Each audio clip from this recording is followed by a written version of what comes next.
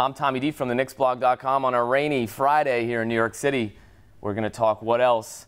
A little Knicks and Dwight Howard. Joining me from Sheridan Hoops, Mr. Moke Hamilton. How are you, sir? How you doing, Tommy? Doing very well. And Hoops critic himself, Brian Geltzeiler. How are you? Hello, TD. How we doing today, bud? I'm doing great. Ready to talk about this, all right? Okay.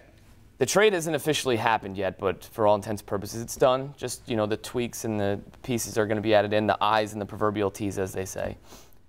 From my knowledge and what I understand is the Magic wanted to do a couple of things. They wanted to rid contracts, they wanted to bring in good players at decent rates, and they wanted to get some picks.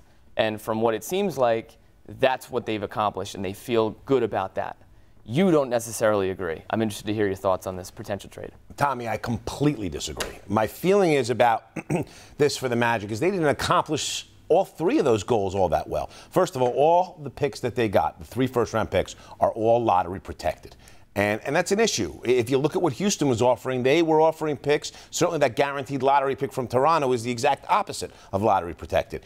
I don't love the assets they brought in. I think they brought in 3 role players. I think Aaron Aflalo is a nice player. I think he's a little overpaid for a role player. It is a good role player, but is a role player. Nikola Vucevic is a nice rotational big man, but by the same token, I'm not seeing him as being a guy who they're going to necessarily build around. And Mo Harkless, a local product here from St. John's, is a nice player. He's young. He's a little bit of a baby. We got to see how he grows into it. But I do think the Magic, for all the time that they've waited, could have done a heck of a lot better for Dwight Howard. A lot of names always being thrown out there. Certainly Andrew Bynum going to Philly. But let's talk about what the Magic didn't bring back. They had opportunities for guys like Gasol. They had opportunities for a guy like maybe like a Bynum. Or it seems like they passed on bigger names for a guy like Aflalo, who I really like. But let's just, for argument's sake, talk about who maybe, in your opinion, the Magic should not have passed on. Who they should not have passed on. I mean, based on who was actually out there and available for them to get, I mean, would you rather pay Brook Lopez $15 million, or would you rather commit that $15 million to a guy like Aaron Aflalo and to a guy like Glenn Davis and Al Harrington, who they're eventually going to buy out? As far as Gasol is concerned, from what I understand, Kobe has let it be known in no uncertain terms that he fully expects Gasol to be with the Lakers, and he's basically demanded that he be there, and I think that has something to do with the way this whole thing played out. Brian, you're talking about Brook Lopez, the Nets, certainly rumored. We know that Chris Humphries' contract was a real deal breaker in that situation. But you think that the Magic maybe should have brought Brook Lopez, and despite the fact that, in my opinion, why would they want to go through the possibility of having to trade him again if they needed to do that as a max contract? They didn't want to bring in that $15 million. You think they possibly should have? I think they certainly should have. Here's the thing. The big disappointment to me in the Magic making this deal for them is the lack of salary cap relief they got. They're able to shed themselves to the Jason Richardson contract and the Chris Duhon contract, but they're still stuck with Glenn Davis and they're still stuck with Hedo Turkoglu. To me, the Nets deal, and even though they're not high on Lopez, and I'm not high on Lopez either, but a lot of people are. And the thing is, when the Nets signed him to that... You're not talking to one. Okay, you and I are on the same page there, but it doesn't deny the fact that his market value is high.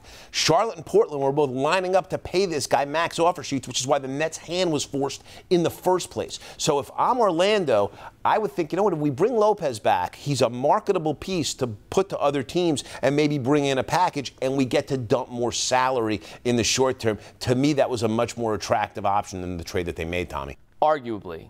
Now you look at what the Sixers done. They bring in Andrew Bynum, Jason Richardson. They fixed a pretty flawed roster. No more Iguodala, and they obviously got rid of Elton Brand. The Sixers now and the Nets have really made big moves to try to win this Atlantic division. Have the Knicks done enough, in your opinion? I think that the only way the Knicks could have had a better offseason would have been if they were able to acquire Steve Nash and if they retained Jeremy Lin. Those things didn't happen. Based on that, I mean, a lot of people look at the age of the guys they actually brought in, Marcus Camby, Jason Kidd, Raymond Felton, but these are guys that can all contribute. I think that the Knicks, I would probably give them maybe a B+ for their offseason. And at the end of the day, I still would expect them to be better than both the 76ers and the Nets in the Atlantic. And I still think the Celtics are going to end up being the #1 team in the Atlantic. With this trade, though, Andrew Bynum coming to Philadelphia, Doug Collins is now in the hot seat. Doug Collins is on the hot seat, Tommy. Here's the thing, okay? Doug Collins had a difficult time through the course of his coaching career getting along with young players. It's happened here in Philly. If you remember last year, Philly was in the tank at the end of the regular season. Absolutely. They almost didn't make the playoffs. They caught a nice break with Derrick Rose getting hurt in terms of being able to make a run. No pun intended. Absolutely correct. However, with that said, now Collins doesn't have any excuses. He's got the big guy he needs to get away with playing Thaddeus Young at small ball 4. Okay? Yep. He's going to have to get along with Bynum. If he doesn't get along with Bynum, it's not going to be Bynum that goes. Bynum's going to get re-signed as long as he's willing to. Collins may find himself out of a job pretty quickly if he doesn't change his ways. Small ball 4. I like that. Thanks a lot, guys. No problem. Our pleasure, TD.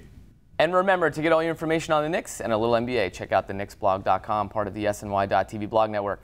I'm Tommy D. We will see you next time.